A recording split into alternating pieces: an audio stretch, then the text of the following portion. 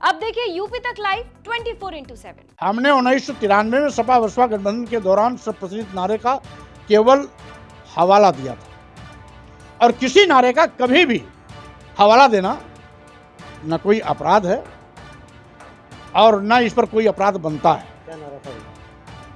वो सभी आप जानते हैं, आप भी जानते हैं, सब जानते हैं। और जब मैंने अभी 2 दिन पहले दिया था हवाला तो उसे भी आप सुना होगा। नमस्कार, मैं हूं पंकज श्रीवास्तव और आप देख रहे हैं यूपी तक। नगर निकाय चुनाव का बिगुल बज चुका है। समाजवादी पार्टी की क्या तैयारियां हैं, हम जानते हैं स्वामी प्रसाद मौर्य जी से। स्वागत है आपका यूपी तक में। नगर निकाय चुनाव का बिगुल बज चुका है, क्या तैयारियां हैं समाजवादी पार्टी की?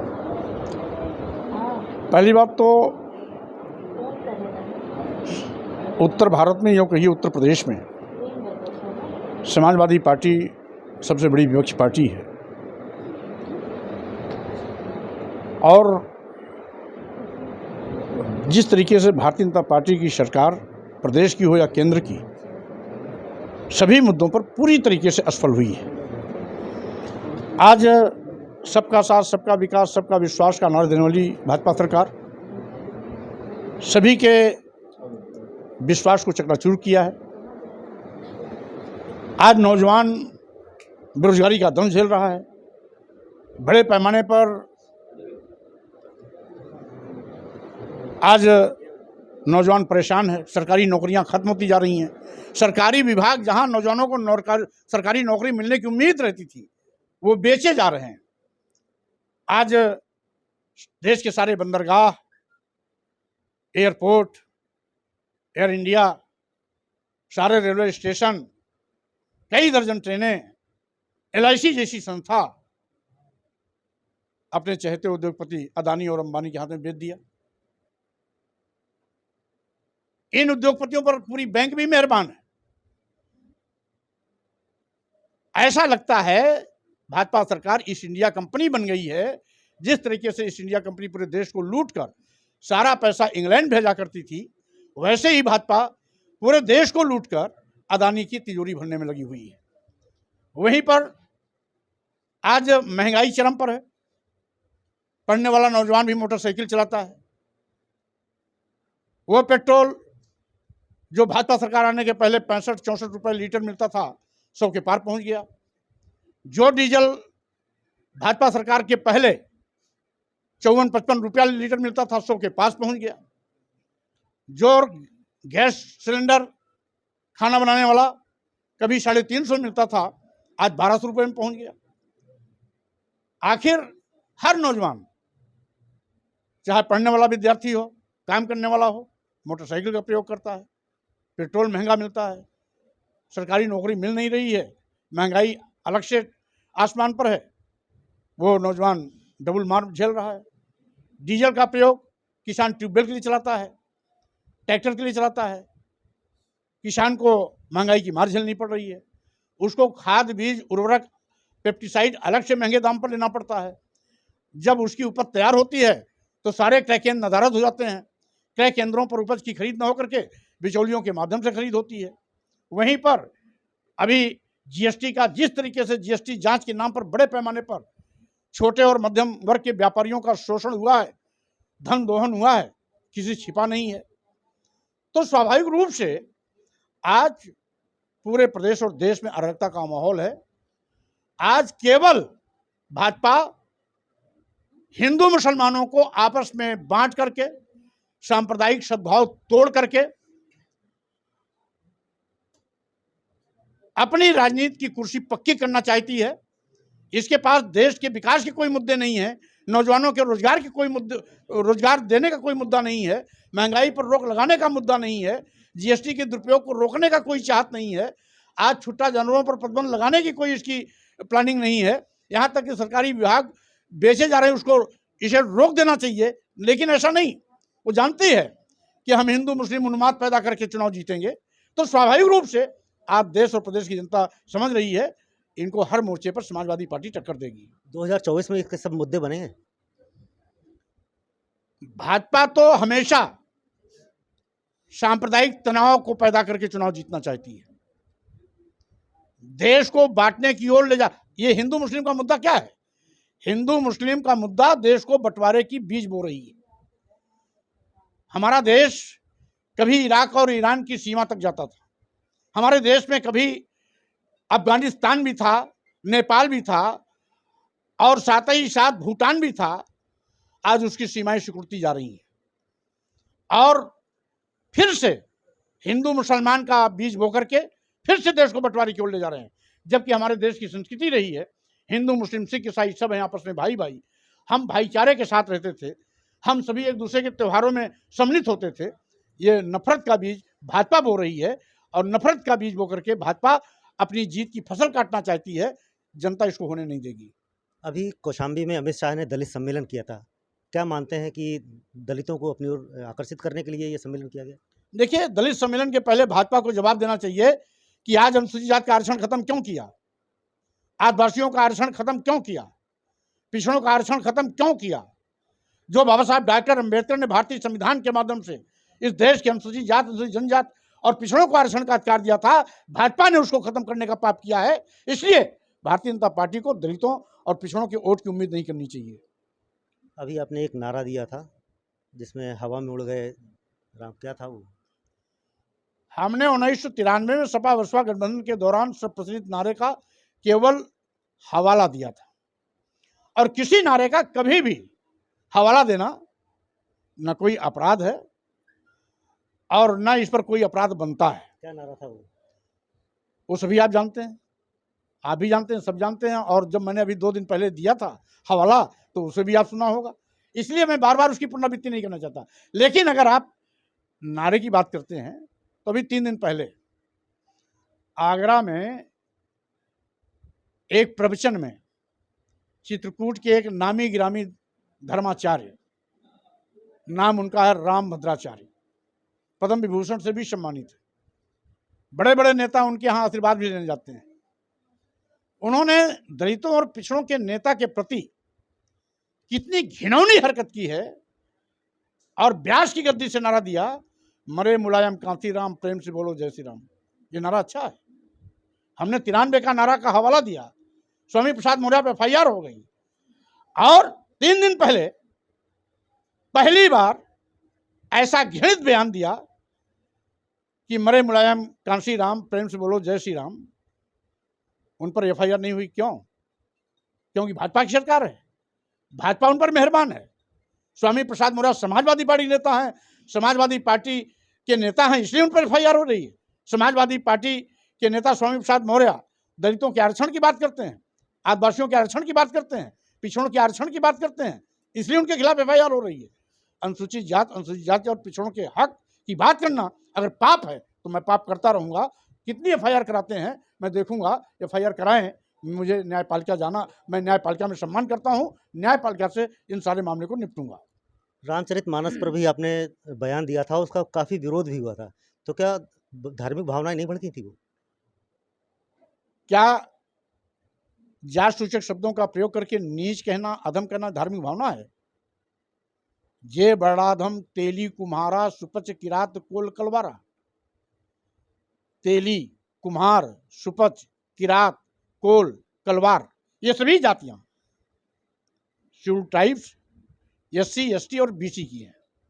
सभी जातियां हिंदू धर्म को मानने वाली हैं। किसने लाइसेंस दे दिया है कि आप इनको जात सूचक शब्दों का प्रयोग करके नीच कहो, अधम कहो? देश की महिलाओं को मारना, पीटना, प्रताड़ित करने का पात्र बताना ये धर्म है? ढोल गंवार सूद प्रश्नारी शकल ताड़ना के अधिकारी, क्या पाप किया देश की महिलाओं ने? दादी, नानी, आजी, परपाजी के रूप में, माँ के रूप में, बेटी के रूप में, बहन के रूप में ता जिंदगी उनका सेवा समर्पण भाव से वो काम करती हैं, घर चलाती हैं। हम उनको देवी मानते हैं। यत्र नार्यस्तु पूजन्ते रमन्ते तत् देवता। भाजपा भी महिला सशक्तिकरण का अभियान चला रही है। अभी नवरात्र में नारी शक्ति की पूजा हमने देवियों के रूप में किया और वहीं दूसरी ओर देश की समस्त महिलाओं को आप मारने, पीटने, प्रताड़ित करने की बात करके उनका अपमान कर रहे हैं। ये धर्म है आपका? इससे भावना आपकी पीड़ित हो रही है। अभी भी आप अपने बयान पर कायम हैं? स्वाभाविक रूप से मैंने इसका पत्र भी माननीय राष्ट्रपति को भेजा है, माननीय प्रधानमंत्री को भेजा है और राष्ट्रपति जी ने का पत्र भी मेरे पास आ गया है। उन्होंने आवश्यक कार्रवाई के लिए भारत सरकार के गृह मंत्री को पत्र भी भेज दिया है। अच्छा, 2024 की बात की जा रही है कि राम मंदिर बन जाएगा, उसमें पूजा शुरू हो जाएगी, तो क्या लग रहा है कि भाजपा किस तरह से ये मंदिर बनाने के लिए हम पहली बात तो धर्म को राजनीति में नहीं जोड़ना चाहिए। हमारा भारत संविधान पंथ निरपेक्ष भारत की कल्पना पर आधारित है। सभी धर्मों सभी पंथों को समान रूप से देखा गया है और अयोध्या में आज से नहीं, हजारों साल से वहां पर पूजा पाठ होता है। राम के दर्शन के लोग जाते हैं। अभी अभी रामनवमी में भी बड़े पैमाने पर वहां भीड़ हुई है। राम मंदिर बन रहा है, माननीय सर्वोच्च न्यायालय को श्रेय जाता है। इसको भारतीय जनता पार्टी को अपनी पीठ थपथपाने की आवश्यकता नहीं है। राम सबके हैं। गांव में आज भी लोग आपस में एक दूसरे को नमस्कार करते हैं तो ज़्यादातर लोग यही बोलते हैं, जय जय राम, जय सिया राम, जय सीताराम, यही बोलते हैं। जय श्री राम कोई नहीं बोलता। जय श्री राम केवल भारतीय जनता पार्टी ने पेटेंट करा रखा है। अपना राम को भारतीय जनता पार्टी चुनाव में चुनावी बैतरणी पार करने के लिए प्रयोग करती है। लोग धार्मिक भावना से उस नाम को लेते हैं और भारतीय जनता पार्टी चुनावी बैतरणी पार करने के लिए उस नाम का प्रयोग करती है। दोनों में यही अंतर है। लोग की भावनाएं राम से जुड़ी हैं, उसका सम्मान है, लेकिन भारतीय जनता पार्टी राम को जो चुनाव में बेचना चाहती है वो धर्म नहीं है।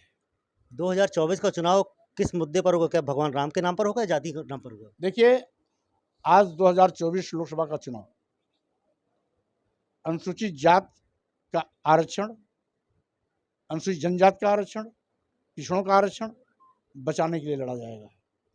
संविधान को बचाने के लिए लड़ा जाएगा। क्योंकि संविधान की व्यवस्था के तहत आरक्षण दिया गया था। भारतीय जनता पार्टी आरक्षण खत्म कर रही है, इसलिए हम आरक्षण भी बचाएंगे, संविधान भी बचाएंगे। लोकतंत्र को कुचला जा रहा है। सारी विपक्षी पार्टी के नेताओं के खिलाफ ईडी, सीबीआई और इनकम टैक्स का दुरुपयोग किया जा रहा है। स्वाभाविक रूप से लोकतांत्रिक व्यवस्थाओं को मजबूत बनाने के लिए भी हम लड़ाई लड़ेंगे।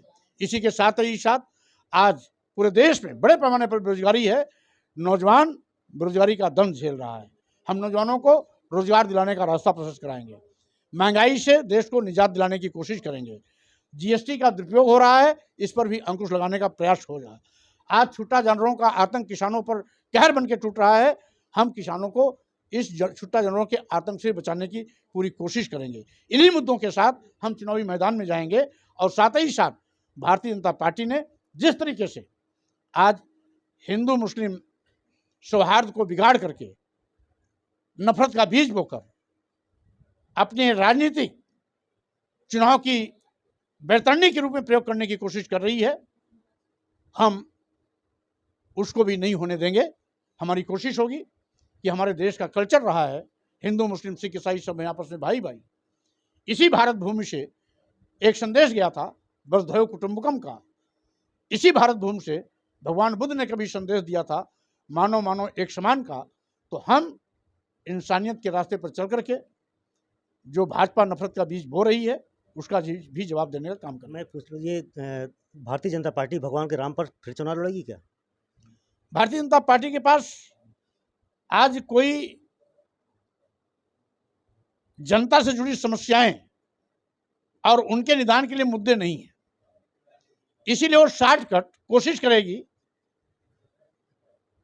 जय श्री राम के मुद्दे पर चुनाव लड़ने का, हिंदू मुस्लिम को बांट करके, हिंदू मुस्लिम की दुहाई देकर, देश को देखेमे में बांट करके वो चुनावी मैदान में आने की कोशिश करेगी। लेकिन जनता भाजपा की चालाकी को समझ गई है। हर मौके पर इनका जवाब देने के लिए समय पर तैयार रहेगी। सभी पार्टियां दलित ओबीसी की बात कर रही हैं, तो क्या जो 2024 को लेकर के ये बताया जा रहा है कि सब लोग अपने तरफ खींचना चाहते हैं दलित और ओबीसी को? देखिए, ये सब जानते हैं कि भारतीय जनता पार्टी ने दलितों, पिछड़ों, आदिवासियों और किस तरीके से आरक्षण खत्म किया है। इसलिए सही मायने में आज दलितों, पिछड़ों, आदिवासियों की लड़ाई लड़ने वाले मनोहर काशीराम की पूरी फौज समाजवादी पार्टी के साथ खड़ी है। डॉक्टर राम मनोहर लोहिया, मुलायम सिंह यादव जी की पूरी फौज आज समाजवादी पार्टी के साथ खड़ी है। जब नेताजी मुलायम सिंह यादव और मनोहर काशीराम की पूरी फौज एक साथ खड़ी है तो स्वाभाविक रूप से ये कितनी भी नौटंकी कर लें भाजपा वाले, इनकी दाल गलने वाली नहीं है। हम दौड़ा दौड़ा के हर मुद्दे पर इनका जवाब भी देंगे, इनको पस्त भी करेंगे। एक आखिरी सवाल है, उमेश पाल हत्याकांड हुआ था प्रयागराज में और ये कहा जा रहा है कि समाजवादी पार्टी के पोषित ये माफिया रहे हैं, तो और अभी तक ये आरोपी पकड़े भी नहीं गए हैं। पहली बात तो आप भी जानते हैं और पूरा इलाहाबाद जानता है, जिसकी हवाला आप दे रहे हैं वो बहुत पहले कई बार निर्दल विधायक रहे हैं, बाद में समाजवादी पार्टी में आए थे, यहाँ से भी बाहर हो गए थे, उनकी पत्नी बसपा में चली गई थी। और इसलिए सरकार को अपनी कमियों पर पर्दा डालने के लिए घुमा फिरा के बात नहीं करनी चाहिए। उमेश पाल की हत्याकांड हुई, ये शर्म की बात है कि 3 महीना होने जा रहे हैं, आज तक ये भाजपा सरकार अपराधी तक नहीं पहुंच पाई है, हवा में तीर चला रही है। भाजपा सरकार दाएं बाएं करने के बजाय, अपने कमियों पर पर्दा डालने के बजाय सही अपराधी तक पहुंचे और उसके खिलाफ कार्रवाई करें। ये हमारे साथ स्वामी प्रसाद मौर्य, इन्होंने बेबाक बात की यूपी तक से। पंकज श्रीवास्तव, प्रयागराज, यूपी तक।